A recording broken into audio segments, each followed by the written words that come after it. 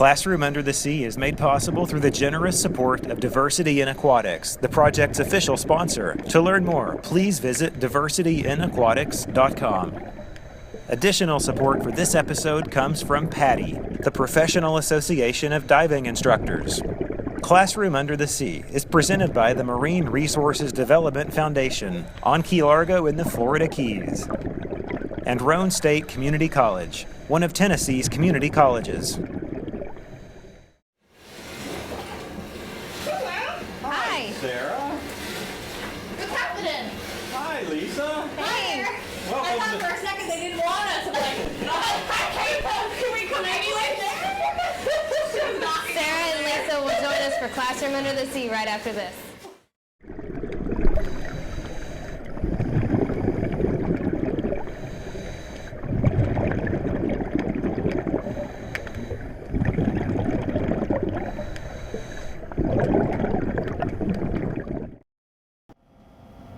Welcome to Classroom Under the Sea. I'm Bruce Cantrell from Roane State Community College.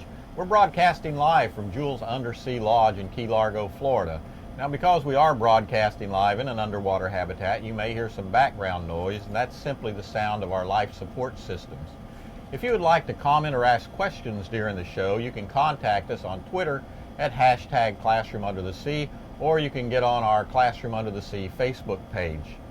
Today we've got a very, very interesting show. We're going to be talking about recreational diving and ocean conservation. And today I've got two very special guests. I've got Sarah Egner and Lisa Rawlings. Sarah is the Assistant Director here at Marine Lab. She's also the Director of Research and Development. She's a dive master with PADI, and she's a licensed Coast Guard captain. Sarah also runs her own ecotourism business called Eco Keys. Lisa Rawlings is a TV personality from the reality show Catching Hell. She's the co-founder of Ocean Life, which is a lifestyle brand that's used to inspire adventure, promote awareness of the oceans, and encourage self-discovery, as she says, for the women and the men who love them. She's also a professional spear fisherwoman. Recreational diving began way back in 1943 when Jacques Cousteau co-invented the aqualung system. Now, in 1952, the first wetsuit was designed by a university physics professor, and it wasn't until 1954 that Los Angeles County developed a instructor training course for scuba diving. In 1959, a nonprofit group, NAUI, the National Association of Underwater Instructors, were formed, and in 1966, part of that split off to the Professional Association of Diving Instructors, which is a for-profit group. Today, recreational divers are considered to be between 100 and 130 feet, and we kind of limit that, and that's on regular compressed air. We kind of limit that for safety considerations such as decompression sickness, nitrogen narcosis, oxygen toxicity. But with the growing popularity of technical diving or tech diving, recreational diving is continuing to expand the limits deeper and deeper. And today, most professional organizations even have specialty courses to make diving safer and more enjoyable, such as underwater digital photography, cave diving, wreck diving, and such. One of the big recreational diver organizations in the Keys have been around for a long time and really plays a key role in ocean conservation here in the Keys is the Amy Slate Amore Dive Center. We caught up with Amy a little while ago, and she talked to us a little bit about recreational diving here in the Florida Keys.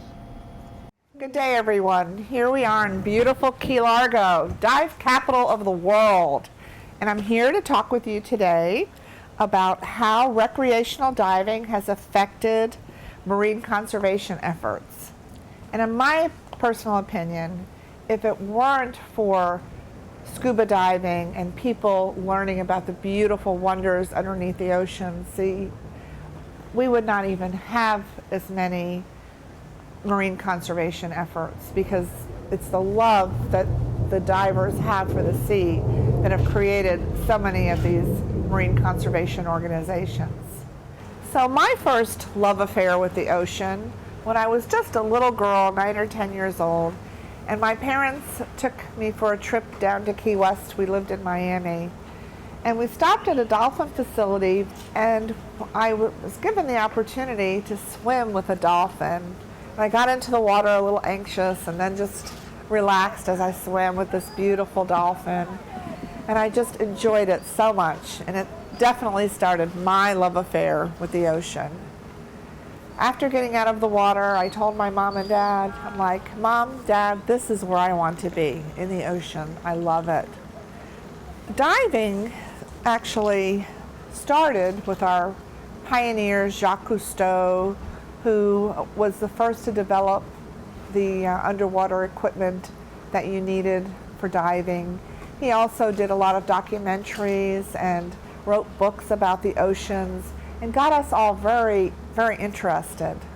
Later came Lloyd Bridges with Sea Hunt, and every night or week we would be sitting there waiting to watch the next adventures of Sea Hunt. And it got those of us who did love the ocean, very interested in furthering our knowledge and learning to scuba dive so that we too could go exploring. So soon after the interest was aroused and people started diving with equipment without ever having any training, and that could have been very dangerous. So organizations had the need, to start teaching diving in a professional manner. And the first organization to teach diving was the YMCA, and that was in the 50s. And the YMCA did a great job, but it was very vigorous, and it was definitely for the young and the really people who had a lot of endurance in the water, and it was a very rigorous course. Although the YMCA did a great job, we realized that we didn't need as much extensive training, and we could train recreational divers in a more efficient way that's more fun. PADI and NAUI and other organizations started that appealed more to recreational divers and to women and children, and now someone can be as young as 10 years old and get certified. So we've come a long way in helping to make scuba more available to more people. With more need and demand, the manufacturers for the scuba equipment started manufacturing more equipment and better equipment that fits ladies and smaller equipment that fits children, and better cameras, underwater cameras came out, and what was happening was it was creating an availability for more careers in the underwater diving world and in the recreational diving world. People became marine biologists, oceanographers. They became photographers that did articles about the ocean or wrote books about the ocean, documentaries. And then, like someone like myself, I was educated as a teacher. So with the divers' love of the ocean and the rising awareness of our marine environment and what is happening to our marine environment, more and more people started looking towards doing things that would help the oceans. Say, for instance, PADI, Project Aware started, and Project Aware is an organization within PADI that does different things to help whatever need is needed at that moment. We also locally have a lot of conservation organizations that have popped up. We have Reef, which is the organization that counts the fish and has the only database in the whole world that has fish counts in different areas, and that way the scientists can tell if the fish life is increasing or decreasing. Reef also educates about invasive species that has happened in the Caribbean, particularly the lionfish. And Lad from Reef goes all over the Caribbean teaching about how to safely eradicate the lionfish. We also have the Coral Restoration Foundation. Both Reef and Coral Restoration are very close to my heart, and I have been on the board of Reef and I am on the board of Coral Restoration. And Coral Restoration started with just a little thing. It was a 4-H project that Ken Niedermeyer did with his daughter. And they were growing corals and then transplanting them on the reef, and it worked. So all of a sudden now, after years of working out the kinks and everything, Coral Restoration is planting corals all over the Caribbean and have coral nurseries in different parts of the Caribbean. So something very small can go to something very large and become a worldwide effort to help the marine environment. Also here in Key Largo, we have the Marine Mammal Conservancy, which is a group that helps marine mammals. And I was lucky enough to be able to participate in a whale effort where we were actually holding up these baby whales so they could breathe, and were able to really help save a lot of the whales' lives. Another effort I'd like to speak about is our marine sanctuary. Our marine sanctuary here in the Florida Keys has helped so much to help conserve and preserve our area here. The marine sanctuary started in Key Largo with the Key Largo National Marine Sanctuary, and now is through the whole Florida Keys, and has greatly, greatly affected the health of the reef and the numbers of fish we have. Many people say that the Keys are the fishiest place in the world, and if you want to get a good picture, this is the place to come. And here at Amore, we're very, very proud to have been recognized as the very first Blue Star operator for the Marine Sanctuary, which means that we teach marine education and marine conservation every single day. I'd like to thank everyone, and I hope you too will have a love affair with the ocean. Sarah, Lisa, welcome to the show. I'm glad you could be here today. Sarah, I want to start with you. You're the assistant director here at Marine Lab, which is the educational arm of the Marine Resources Development Foundation, one of our big partner with Rhone State that's making this all possible. Tell us a little bit about Marine Lab. What's your mission? What do you try to do? Who are you reaching? Well, Bruce, thanks for having me here, first of all. And I want to give a shout out to Lizzie and Joanne in the office. Hey! I know you're watching! Anyway, Marine Lab's program is basically about bringing students from all over the country, and even other countries sometimes, anywhere from 5th grade through college students, primarily middle school and high school. They come and stay with us anywhere from a day to a week, depending on where they're coming from. Our normal program's 3 days long, and the focus is on marine ecology.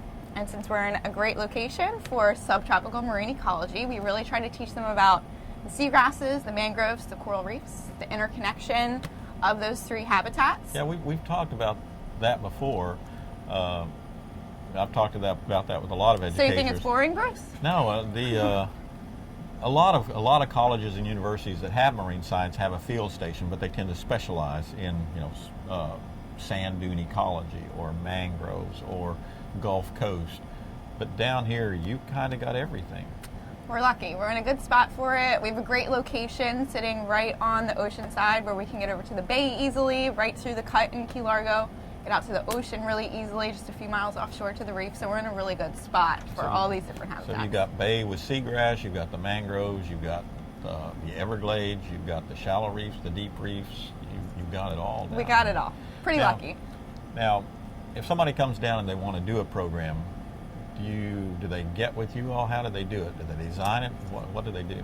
Well, we have, most of our programs are sort of already set up depending on how many days they want to come.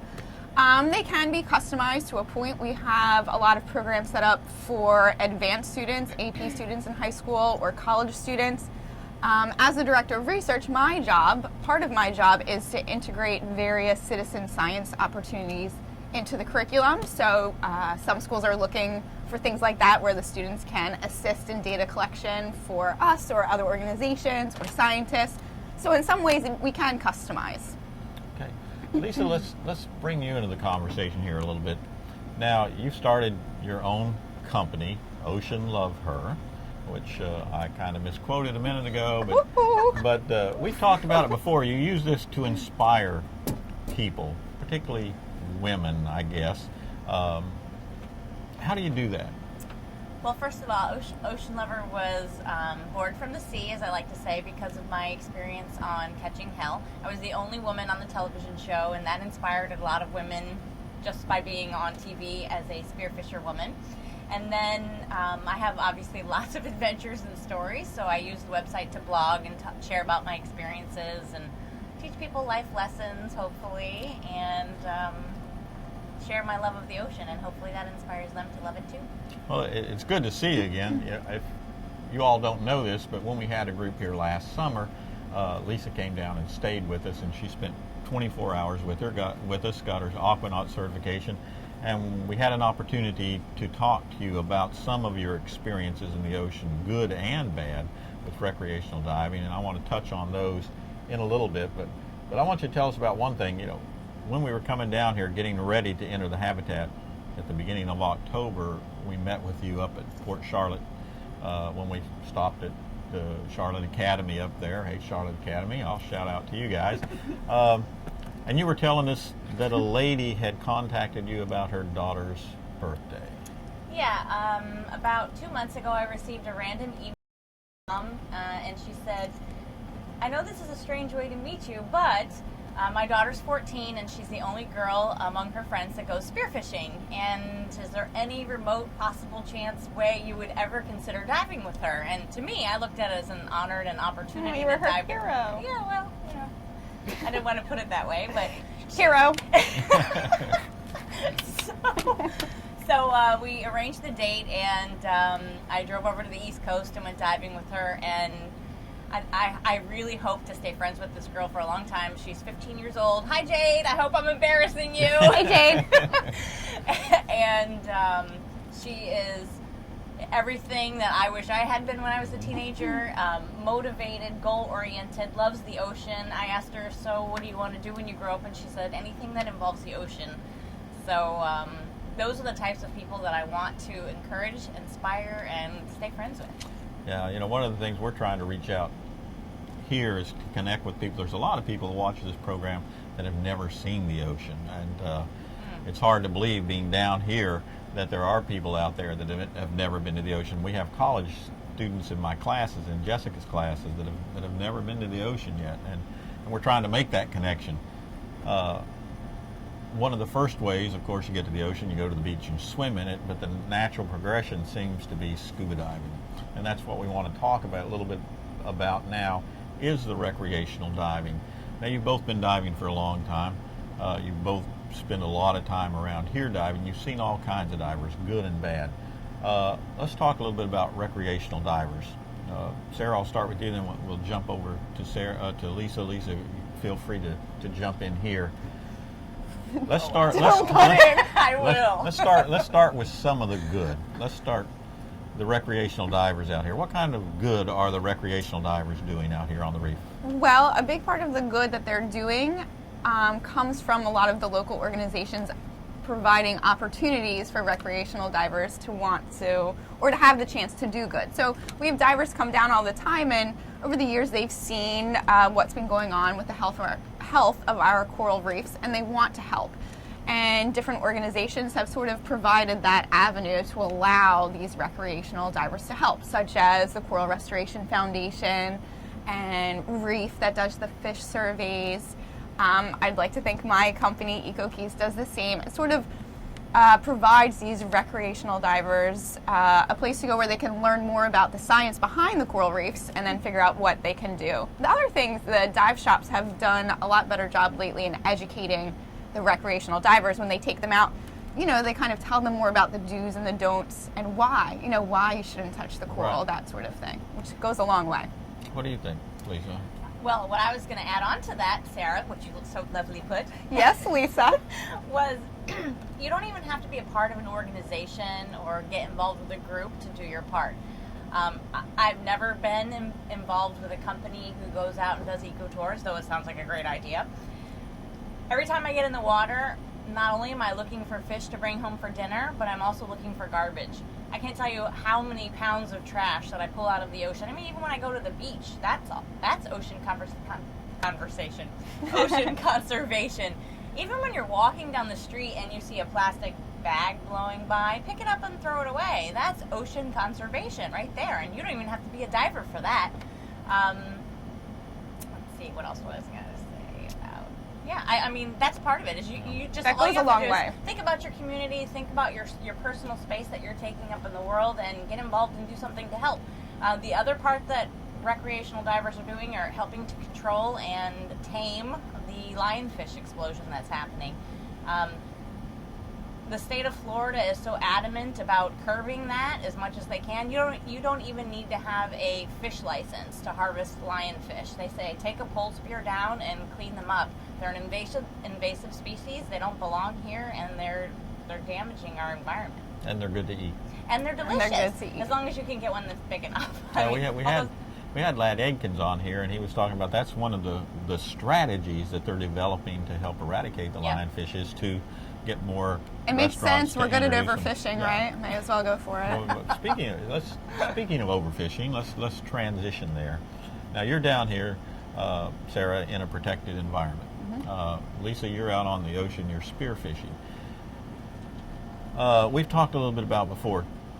Lisa, talk a little bit about, as a commercial fisherman, the advantages. Now I know spearfishing is not going to fill the need for everybody. You know, there's a lot of the big demand for fish out there, but it can fill a large part of the niche.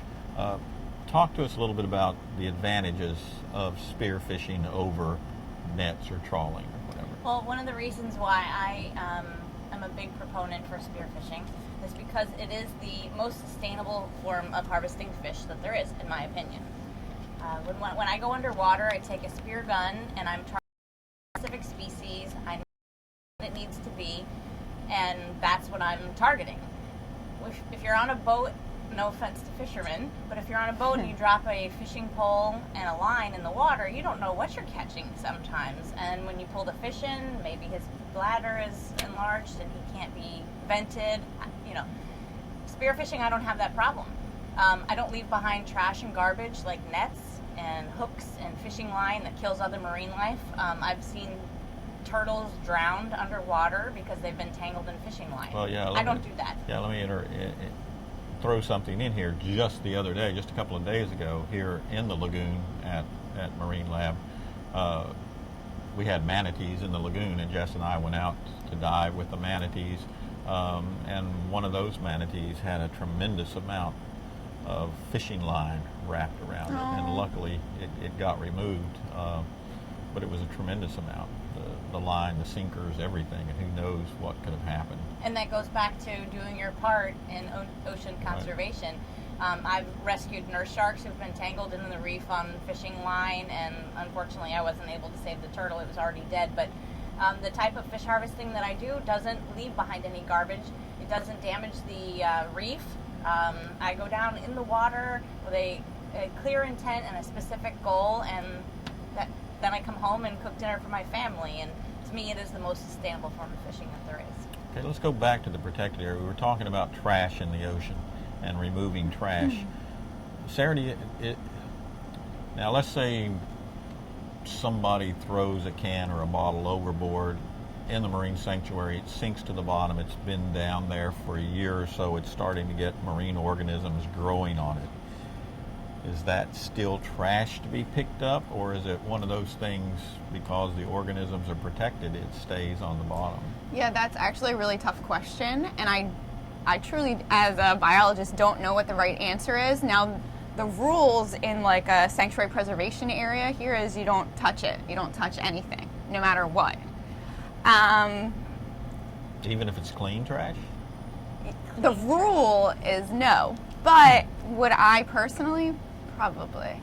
Yeah, pick it up. And it really depends on what it is, too. Like, plastics are awful in the ocean. You know what I mean? So if it's something plastic, I'd probably pick it up.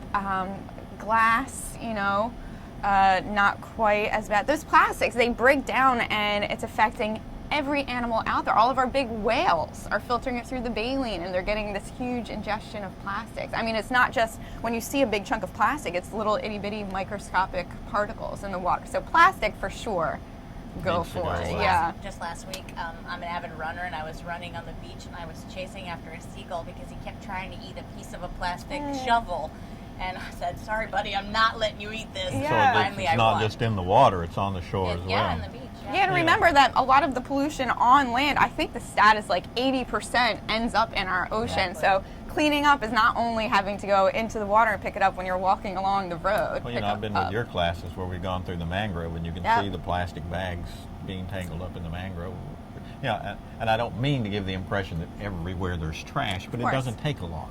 Of course, and unfortunately mangroves, they're so great at filtering not only what they do, right? Naturally, yes, all of the sediment and whatnot, but also trash, and that's where a lot of it ends up. Lisa, switching tracks here. How did you become a commercial spearfisherwoman? I guess being in the right place at the right time, as with most things. Are you talking about my my experience with the television show? Or Just your personal experience. I mean, you were already spearfishing before you went on TV. Right. Just knowing the right people. I mean, I got invited to do a couple of commercial spearfishing trips, but mostly I'm a recreational diver. Right. In large part. But it started just because because I love spearfishing so much, and I would go all the time, and I got good, and one step leads to the next. If we have somebody that wants, they think, well, that's really cool, I might try to do that, and they want to do spearfishing, are there a lot of rules, regulations, catch size, that sort of thing they have to be aware of? The first thing that I would say is be a really, really proficient diver before you add in another level that requires experience. I would never recommend to a new diver just to pick up a spear gun and go get in the water, first off. So once you become a really good diver and you are good with your buoyancy control, then, pick up a spear gun maybe. But first you need to understand that there are restrictions and regulations and all kinds of species of fish, what time of year it is, the season, the size, a minimum, maximum. Some fish you cannot take on a spear. You can't harvest snook on a spear. So one of the big things about spearfishing is you better darn well know your fish ID. Yeah. Absolutely. Because you can't just say, oh, that's a big fish, I'm going to get it. That's exactly right. No, you need to know. That's a rule, I think, in any responsible form of harvest. Even if it's deer. I mean, I'm not a hunter on land. So you need to know what you're doing before you just go plunge in the water with a gun. It's not a matter of just going around like, hey, I'm going to shoot that fish over there. You need to know why, what it is, why are you shooting it? I mean, are you going to eat it for dinner, or are you trying to tame the lionfish population? I mean, Right. what is your goal? What about the difficulty of estimating the size? That actually was a problem for a lot of people when they first start. I think once you... What do you mean by that? There's a lot of our audience, probably Well, the majority Lisa- of them are not Sure. divers. They don't understand the optics. Sure. So if you'll explain that when they'll go back to your response. Lisa was explaining how there's a lot of rules and regulations. A lot of that is size limits. And when you're underwater, you usually don't have a ruler with you. You can't get up close anyway. So And what does the water do to it? It magnifies It that magnifies. fish. Everything looks better, That's exactly bigger right. underwater. So this fish under the water is not so big. Exactly. Fish. So I can only imagine the difficulty with comes that. with experience. A lot of times fish change their markings and their shape changes as they get older. For example, hogfish, you can oftentimes tell the difference between a male hogfish and a female hogfish. Well, I mean, not oftentimes, always. If you're experiencing it and you know what you're doing. You have to develop personal, moral, and ethical rules for yourself. And I know what they are for myself in my mind. And it is, if I ever have to question if that's big enough, I don't shoot it, ever. I mean, I have to look at it and go, oh wow, and then I'll take the shot because I know what a 20-pound grouper looks like underwater. Exactly, Right. Experience, and that's something that just happens over time, like with experience in anything that you Right. get good at. Somebody brings up a fish on board the boat, and you're like, enamored with the size of it, you measure, and then you go, okay, now I know what this looks like, and it's just skill and experience. And as you said, you don't want a brand new diver grabbing a spear and going out. I've met a lot of students, and we've had a lot of students that we've trained in diving who have told me over and over again that, gosh, I've always wanted to do that, but I didn't know how. I didn't know what the venue was. Sarah's a dive master, and You know, it's pretty high up in the diving It's ranks. extremely high. It is very It's high. very important. If I was starting out, landlocked Tennessee, never been to the ocean before, and I watch this program and say, gosh, I want to be like them, I want to go diving, what can I do? Well, actually, Patty, and I'm sure Nowie as well, I'm just Patty certified, which is why I speak about it, but they've made it, go Patty, they've made it simple for people because they have these online classes, so you can do a lot of the book work online from your home. That's so interesting. I was not aware of that. Well, there you go. Take a little online class, which makes it easy for people, you know, that are in some weird cold state nowhere near the ocean. Cold. And then they can, yes, they can come to us in the nice warm. Oh, you mean like Tennessee? Like Tennessee. Right now, Weird. Weirdos in Tennessee. Okay, we got an online She's question. kidding, everybody in Tennessee. Just joking. Love Tennessee. But you know, you're Dream talking about Nashville. You're talking about a lot of different ways to get certified. You know, we've got Patty, we've got Nowie, we've got the Y, we got several organizations, and they're all good, right? I mean, they're all good. Absolutely, yes. And I had to bring that up because in our studio with us here, you know, our good friend Graham Slater is taking pictures, and he's an Nowie instructor, so I don't want him to feel like we might be. I wish we could turn the camera But they're all good. You know, they're all good organizations. Absolutely. And they're all, you know, to me, and I always tell people, diving is so good and it's so self-policed and it's so safe that it's about the only sport I know of that you don't have massive government intervention trying to tell you how to do it. That's true. The only thing with diving that makes it dangerous is if you don't follow the protocols, follow the rules that you were taught, make sure you're properly trained. And as long as you're following what you were taught and following your training, then yeah, and you have to be mindful, you have to be aware. Now we got a little comment question off the social media. Again, if you're interested in making a comment or asking a question, you can have hashtag Classroom Under the Sea on Twitter, or you can go to our Classroom Under the Sea Facebook page. We have one here. It says, what's the best way to introduce somebody to diving if they tend to be claustrophobic?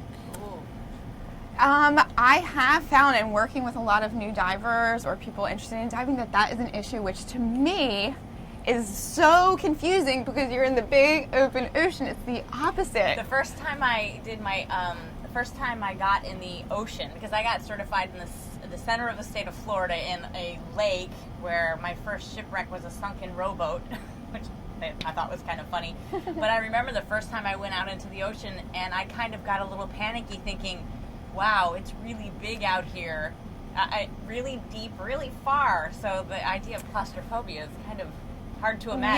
Yes, Yeah. but with that said, that is a common complaint, and it's the gear. Yeah. And so what I would suggest is, and I have students do this who go snorkeling, if you're not comfortable with the gear in the water, sit on your boat or on land with a mask on your face, with a snorkel in your mouth. Yeah. Slowly start introducing the gear not in water because the Okay. water adds a whole other Okay, yeah. step. Well, the Get other comfortable part, with the that. other part of it too is I think if somebody really wants to overcome that, they will. Yes. And I mean, if they're interested enough to ask that kind of a question, Right. The passion is just going to pour out of them, and they're going to say, "Okay, forget this claustrophobic stuff. I'm getting in." Yes, I agree with that. And a lot of it is mind over matter. So I tell people you got to tell your brain you're okay. Yeah. You're okay. It's true. We got another comment here. It talks about anchor damage, and I'm going to use this to slide into another video we got here. When I first started diving in the Keys a long time ago, believe me, a long time ago. I believe you. Not that long ago, Tara. Long ago. How long ago was it? But I would be on a dive boat, and we'd go out to the reef, and the dive boat would just drop the anchor. And as a diver, then you would go down and you would see the anchor in the coral. And then when you got ready to leave, they're ripping the coral up with the anchor. We don't do that now. We don't, not here in the Keys. What do we do? Well, we have mooring buoys. What's that? At all, we have these buoys Yeah. at all of the most popular reefs. And instead of dropping an anchor, the boats can tie up to these mooring buoys that are permanently anchored in the sand or grass next to the reef. And there's only a certain number of them at a particular spot. So Right. if your boat shows up, there's no buoy, Sorry. you go someplace else. I have input on that. Okay. Lisa's got something to say. Shocker. Another technique that you can use to avoid damaging the reef is what's called drift diving. I love drift dive. It is It's my favorite. Yes, because it's, I don't want to say effortless, but it certainly cuts down the stress level of having to remember how to get back to the boat And what again, a non-diving audience, what are we talking about drift diving? Oh, drift diving. So drift diving doesn't require the boat to anchor up to a spot arbitrarily or a mooring ball. Pretty much the diver falls in the water and carries a surface marker buoy that floats on the surface with a line down to the bottom to where the diver is, and the diver swims around and goes wherever the diver wants, and the boat follows the floating ball on the surface. And obviously you have to have a current. No. It's hard to drift without a current. Well, I'll it's not take your word drifting. for it. I mean, you can just I understand. swim around. What I want to do is go to a video we've got. John Hallis actually saw the problem, and he decided to do something about it, and he actually invented or developed the mooring buoys that we have today. If we can go to that video, we'll show John, and he talks about developing the mooring buoy. My name is John Hallis, and I've lived in the Florida Keys since 1969. During that time, I've held various jobs, one of which was in the dive industry, and I was one of the dive boat captains and later a dive shop owner, going out to the reef and trying to keep my anchor out of the coral. And it's kind of a difficult thing to do, and we, a lot of the boat captains discussed this at the end of the day. We need to do something. We're causing too much anchor damage. And our thought was to somehow develop a mooring buoy system, such as this, that we could install on the reef line so we would not have to put our anchors in the coral and have the anchor and chain damaging the coral. The problem is, in a harbor, this might be fairly easy to do without as much environmental concern. On a reef line, had we done this, we'd have to put a big weight and chain, and that in itself might cause as much damage as an anchor would cause. So the way I did that, the main issue was how to attach it to the bottom, how to anchor it to the bottom. So we've got a buoy, and this is much like the first buoy I developed, some modifications. And I use polypropylene line that floats. This would be the line that is picked up by the boat on the surface. And the reason I have, then you'll see a little different colored rope here. As we develop this system, this rope wears better than the yellow rope, but it doesn't float. So it doesn't matter in the buoy because the buoy provides a flotation. So that's why you see the different color. And the system I developed is with this big loop, I can actually change this buoy out by flipping the loop over the buoy. So we got the pickup line, the through buoy line, and then we call this the down line. And so we developed that system. I wanted to use minimal hardware because I wanted to be able to put a lot of these buoys out. And if it was expensive, it might be cost prohibitive and wouldn't be able to do that. But following this on down, I have a lead weight here that we wrap around. What this does is to help hold the line down so it's not floating up on the top where boats might run over it. And then even though I used floating line that kind of floated up, which is what I wanted to do so it wouldn't get in the coral, after a while it gets growth and becomes negative. So we started putting this subsurface float in. So this float usually is at about 8 foot depth under the buoy.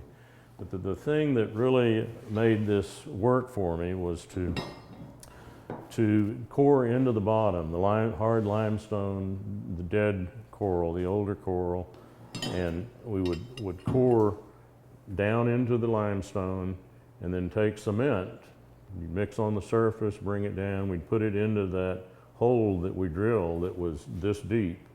So when we finished, what we had was this stainless steel eye bolt, eye pin in the bottom. Then I used one shackle right here and use this hose to provide protection rather than a thimble that's commonly used. I had experience with this bumping and wearing on this side, so that helped. But to get this in the bottom, we have to use hydraulic tools, and we have a power unit on the surface with hoses going down and a drill in order to drill that hole. Cement takes about 5 days to harden, so we wait 5 days after we drill this before we attach it. So this is good 316 stainless steel. It resists rust. We've had them out here. Well, the first ones I put in were 1981 on French Reef. We put 6 of those in and did experimental work, changed some of the components around, and this is kind of the final product that we came up with. And the way I got into this was the geologist used the coring to go down into the coral and look at the growth rates of the rings of the banding of the coral, and then they just plug the hole when they're through. So that kind of gave me the idea, and just instead of just plugging the hole with cement, we could, after we drill one of those holes, we embed this. And so that's what gave me the idea. The geologist from the U.S. Geological Survey up in Fisher Island in Miami. So with some modifications from the beginning, this is what we wound up with. Many marine parks in other parts of the world have requested, they recognize the problem, and they also want the system. So I've been able to travel. I've been fortunate to travel around and I don't know, at least 40 some countries in a number of projects to do that. There are other, I don't have the other anchor system, but after the hard, this is for the hard substrate. If we get into sand or soft bottom, we use the same, the buoy system will look the same here, but instead of the stainless steel pin, we have what's called a manta ray anchor, and we use a jackhammer, really an 80-pound jackhammer to drive this into the bottom, and it's 7.5 feet embedded into the bottom when we do this. So we get, and by pulling back up on it, it sets the anchor, and you get tremendous holding power with that. And you can use that immediately. Once you set that up, you don't have to, you're not concerned with cement. And it's galvanized, use a galvanized shackle is the only difference here, but the rest of the system would be the same. So that was a system we developed for the sand bottom. We also have a different kind of anchor here that we call the U-anchor. As this became popular, this type of mooring system, larger boats wanted to use it. I'd be asked the question of, well, how big a boat can I put on it? And then I said, well, you know, this is designed in the Florida Keys for the boats we have out there, maybe up 48 feet or so, and I felt comfortable in moderate sea conditions. So for the larger liveaboard boats, we developed this U-anchor and a little heavier stainless steel, but it just essentially is like an upside down U, has the cross piece welded on each one. And for that, I drill 2 holes and then fill them up with cement and then push this U-anchor down in, I hammer it down in. So you just have if this is the bottom substrate, you just have a little bit of the U sticking out, then we shackle it. Use heavier, we just scale everything up. We use larger rope, larger shackle. The buoy is much larger. And that's worked out well for us in that kind of substrate. Welcome back. I'm here with Lisa Rollins and Sarah Egner, and we're talking about recreational diving and ocean conservation. I can't imagine the amount of damage to the reef that's been avoided by the mooring buoy, and diving on a reef is such a great experience. So some people, they might want to dive, but they're not sure, or if they want to come and visit the habitat and they're not certified, or they're on a cruise and they're on a Caribbean reef and they're not certified. We have something that we call Discover Scuba Diving. Sarah, can you talk a little bit about that and how that might get somebody in the water who's not certified? Yes, absolutely. It's a great program because it allows people that maybe are unsure if scuba diving is really for them, or maybe don't have the time to take a full course when they're on vacation somewhere, to get a little taste of what scuba diving is all about. Different places do it differently, but generally you have to do some necessary skills in a pool with a dive instructor. They'll train you on some of the things that are necessary before you go in the water. In case you get water in your mask, what do you do? Right. Someone kicks your regulator out, what do you do? Little practice with those skills, and then you get to go out on a dive, of course with a trained diver that will be leading you and next to you the whole way. But it gives you a little taste of what diving is all about to see if it's for you. It doesn't give you the certification, though. Not the certification. Right. After that one dive, you're done. Yeah. And they'll be hooked. And they'll be hooked. I mean, I don't know that I've met many people in my life who've experienced just a little bit of scuba diving and said, no, it's not for me. Usually the limitations are, I live in the middle of the country and I can't go scuba diving all the time. But even still, those people have a tendency to plan Caribbean vacations because they want to go scuba diving. We got another question comment here from the social media, and Lisa, I'm going to throw that over to you. Social media. The viewers want to know, are the regulatory agencies that regulate stuff in the ocean, particularly fish and fish catching, in your opinion, you've been out there, are they doing a good job of managing the fish populations for recreational and commercial diving? In my experience, yes, they are doing a good job. Sometimes it can feel a little frustrating because it almost seems like they're doing too good of a job, if that's possible. I know a lot of times fishermen get stressed out and frustrated with restrictions and regulations that are placed on fish species, quantity, seasons. Obviously, they're there for a reason, and it's to protect our habitats and to make sure that the fishery is healthy for many, many generations to come. From what I see regularly, they're doing a bang-up job because grouper closures happen regularly and swiftly, and there are grouper everywhere, at least in the waters that I'm diving. American red snapper, the recreational limitation right now is 9 days a year. That's pretty short. And the American red snapper is a healthy, thriving population from what I see. Yeah. There have been times when, just recently, I was in a spearfishing tournament and dropped down on the spot underwater. The only fish that were there were American red snapper. And I thought, they're doing well. Keep up the good work. Keep up the good work. Maybe let us harvest them a little bit more, but I mean, they're the professionals, right. So I guess they know what they're doing more than I do. Now, going back to the reefs. Now, back in the early 1990s, they had an international conference on reefs. We want to get together, we want to sit down, and we want to see how the reefs are doing. And the conclusion from the conference was, we don't have any idea how the reefs are doing. So in 1996, an international organization based out of California was formed. It's called Reef Check. And Reef Check gives you a way to go out and survey the condition of a reef. Marine Lab participates in Reef Check. I bring my class down at the end of July. My class participates in Reef Check, and you can get certified and all that stuff. Sarah, what I'd like for you to do is just kind of explain what Reef Check is. You're a Reef Check instructor. Explain a little bit about what Reef Check is, the benefits of it, how anyone, we've got one comment here, how can you get involved with Reef Check? Yeah, okay, Reef Check is a really great international program. As you said, it's a nonprofit, and it basically allows citizen scientists to collect data, usable data for scientists throughout the world. Citizen scientists meaning anyone.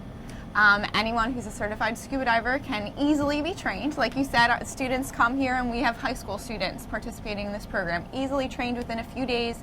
We take them out to the reef. They lay transects, which is a fancy scientific name for a piece of survey tape.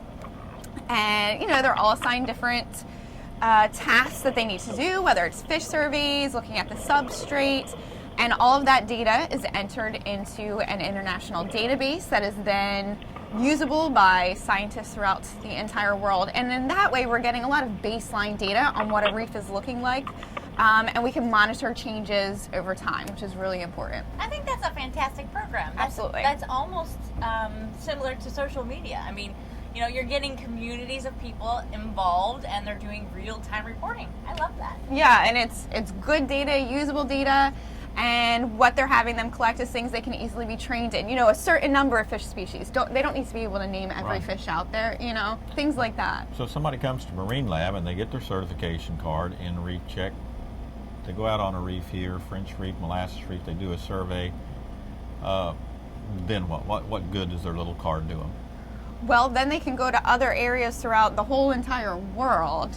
Reef Check has gotten huge and participate in doing these same surveys. They're now certified eco divers for Reef Check. So if I'm certified by you, and I've got my little card, which I do, by the way, I can go on reefcheck.org, find out where they're doing surveys, Absolutely. and if it's down in St. Thomas or the Grand Bahamas or the Turks and Caicos, I can volunteer and go down and join the team down Collect there. some data. Collect some data.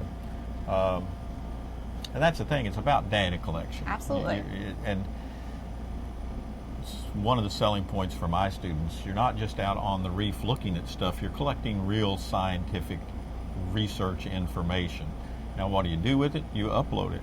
And then somebody might not go to that reef for 5 years, but when they do and they survey it, they can compare it to your data. Absolutely. Tell if it's good, bad, indifferent, whatever. Another program that's pretty good, back a little over 2 decades ago, to make recreational divers, and I'll use the term, aware of what's going on in the reef. A little over 2 decades ago, a group of PADI certified divers came up with a non-profit organization. They call it Project Aware, and their goal is, the big overall goal is to make divers aware of what's going on in the ocean. But right now, the two primary goals they have are shark peril and ocean debris. We've talked on ocean debris a little bit. I want to talk on it more. Let's talk a little bit about sharks in peril. Lisa, you've been out spearfishing. I'm sure you've had your share of shark encounters. Yes, sir. Maybe Lisa was in peril. Lisa's been in peril a few times.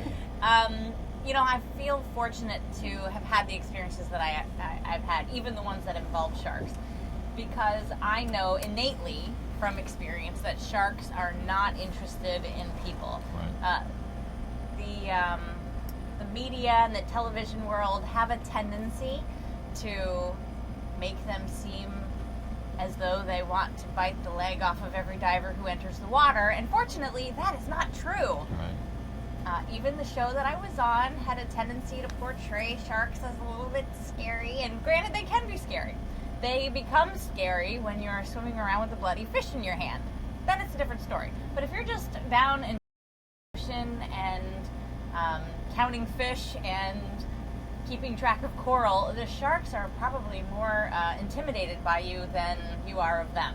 And if you don't believe that, then that means you need to get certified and go find out for yourself. And that's true, but again, they are wild animals. You want to keep your space. Jess and I, we were diving with sharks in Honduras, and it was kind of interesting because we had a lot of sharks, and they were big sharks. And as we got closer to them, they were moving out of our range. Right, absolutely. And actually, most marine life is like that in my experience, and even turtles. You'll get the stray crazy turtle that wants to come up and rub elbows with you, but most often they want you to leave them alone. Yeah. So sharks are pretty much like the other creatures down there. They're called wild animals for a reason. Most of them are benign, they're not going to bother you, but like any other wild animal or not so wild animal, or people for a large degree, once you get them threatened and cornered, the tendency is to defend themselves. Yeah, and I just want to touch on that from the Sure. biologist standpoint is sharks need to be more scared of us. We are killing way more sharks, millions of sharks Right. worldwide die because of people. So sharks need to be scared. We are way more dangerous to sharks than they are to us.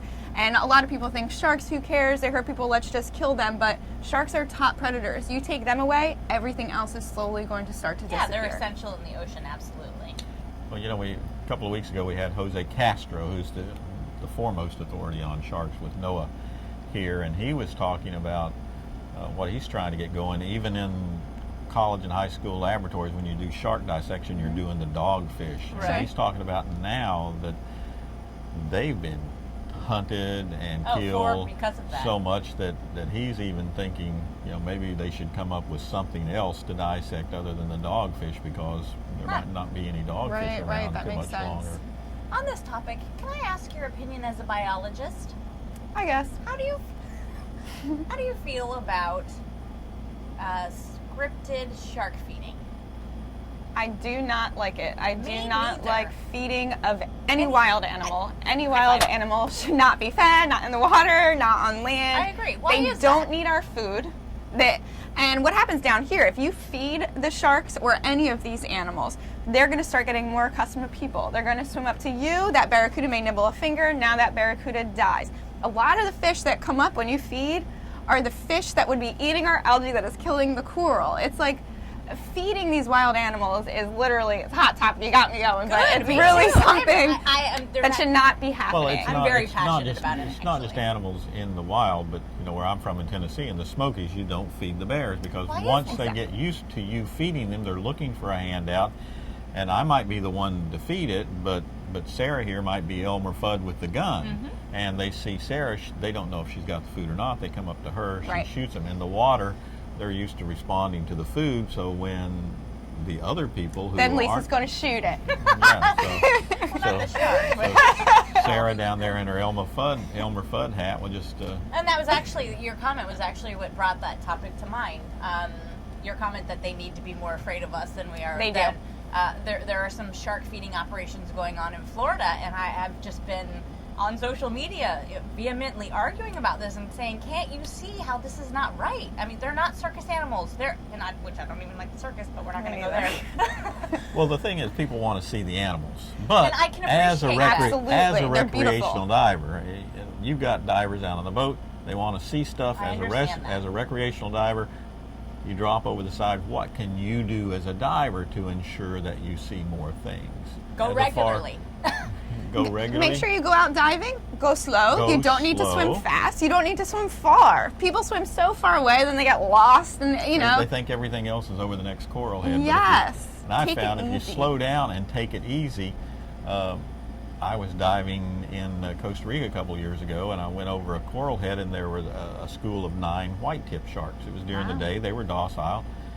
I just slow my breathing, go right over, and they don't care if you're The hanging majority out. of the amazing experiences I've had have been because I was just chill and relaxed and But you see the new divers that jump in the water, and they're thrashing and Well, yeah, waving they're their go- arms. And, well, I mean, we were all new divers once. Absolutely. we were Just stay away from the coral.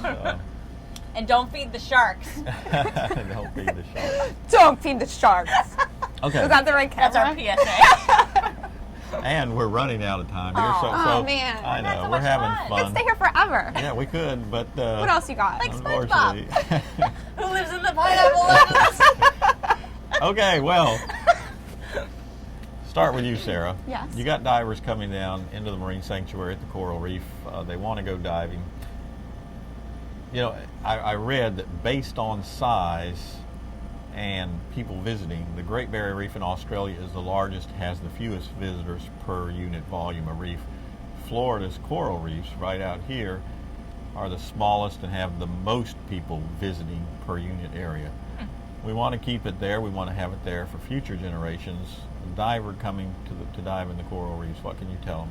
The most important thing I think I can pass on to someone coming down here to go diving for fun is have fun, but remember that reef not only is something that those of us live here love, but it's also how we make a living. And the best thing that you can do as a diver coming here is do not touch the coral, not with your hands, not with your fins. Don't stand up. Get your buoyancy under control before you start swimming over that coral. If you drop down, you need to give yourself a second to get your buoyancy under control. Do that. That's what I do with all of my students. Get under control before we start to swim over that coral, because that's one of the biggest problems with recreational divers. They just don't know that touching the coral can really be damaging the coral. So, as a diver, obviously we talked about it, knowing how to clear your mask, knowing how to get your regulator back, that's important. How important is buoyancy control? So important. It's important for your safety.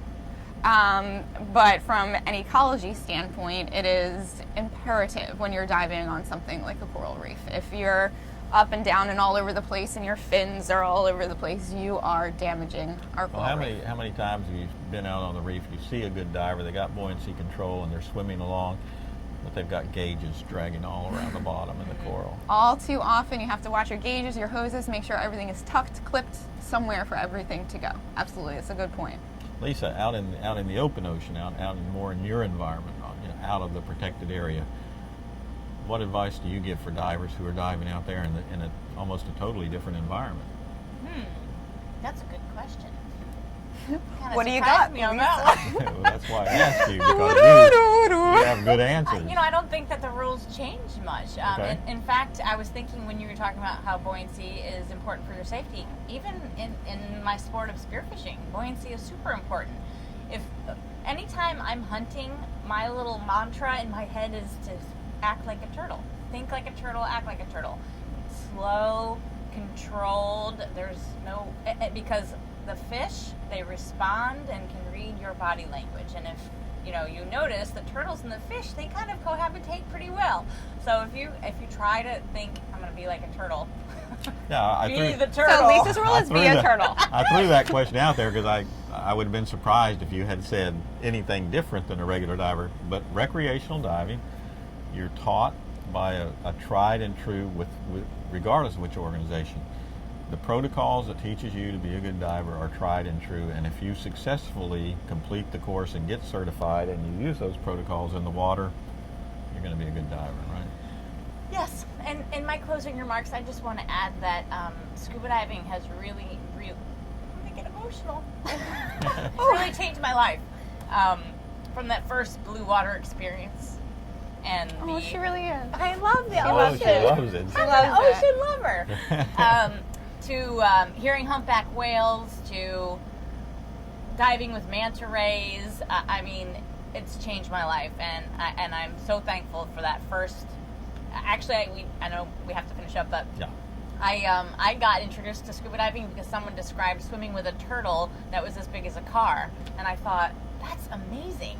If they can do that, I can do that. And I went out and got certified, and I've never regretted it for a moment. Okay, my producer and director is going to kill me here, but I got one last question. Got to throw it in there.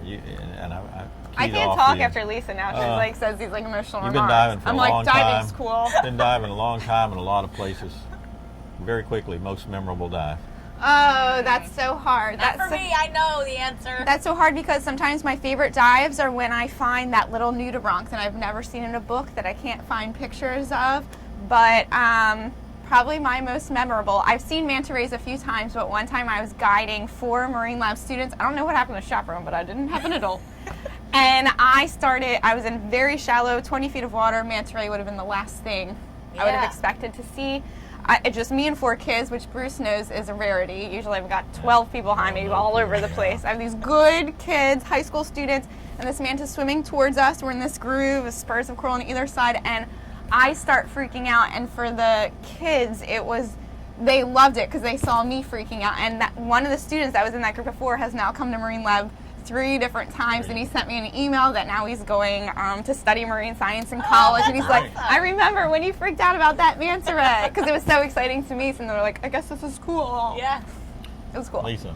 I've had lots of amazing experiences, but because of the quantity of amazing experiences in this one trip, I was in Costa Rica, and within 2-tank dive, I heard humpback whales.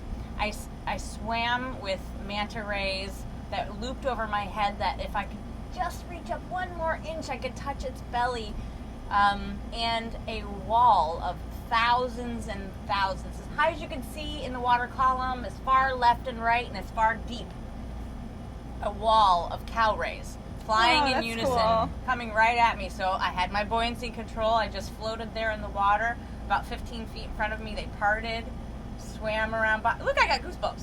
That's cool. They closed up behind me. I turned around and watched them, and they just kind of continued on. We came up from the end of that dive, and the dive master said, I hope... first I was like, humpback whales! We heard humpback whales! And they're like, yeah, you can see them breaching on the horizon. And the dive master says, I hope you appreciate what you've seen here today, because people dive their whole lives and never see the things that you saw today. Okay.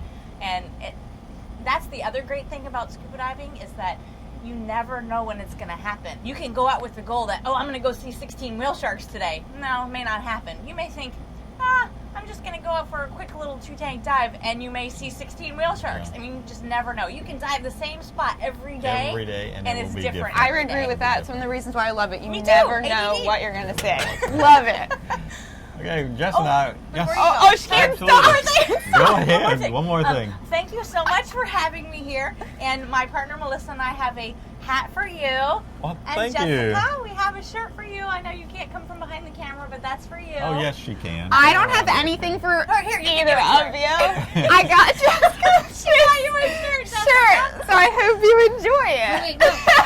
This is my shirt. Okay, in closing, Jess and I would like to thank Oakdale Elementary School for all the nice letters and artwork their kids have sent in. We'd also like to thank Bowers Elementary School for the wonderful, wonderful cards. This late, I mean, we're on our 40-something day living under the water, and those little things really just make us happy.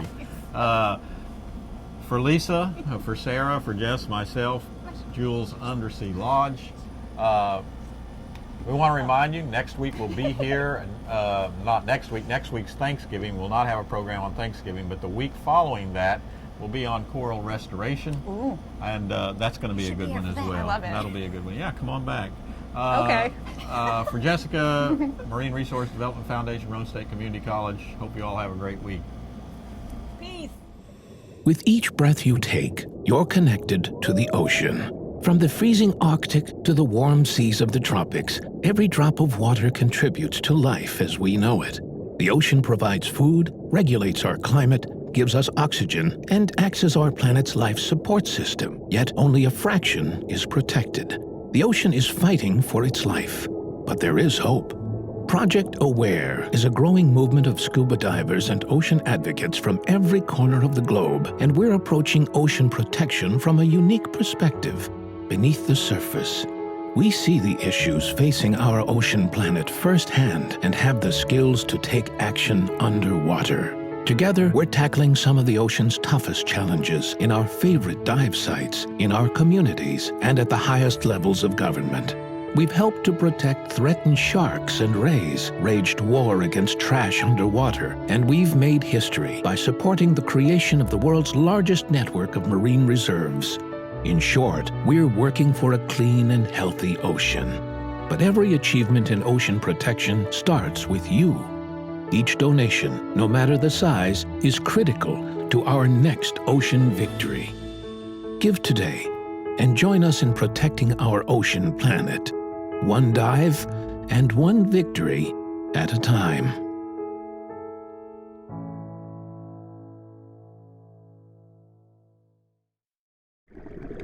Classroom Under the Sea is made possible through the generous support of Diversity in Aquatics, the project's official sponsor. To learn more, please visit diversityinaquatics.com. Additional support for this episode comes from PADI, the Professional Association of Diving Instructors. Classroom Under the Sea is presented by the Marine Resources Development Foundation on Key Largo in the Florida Keys, and Roane State Community College, one of Tennessee's community colleges.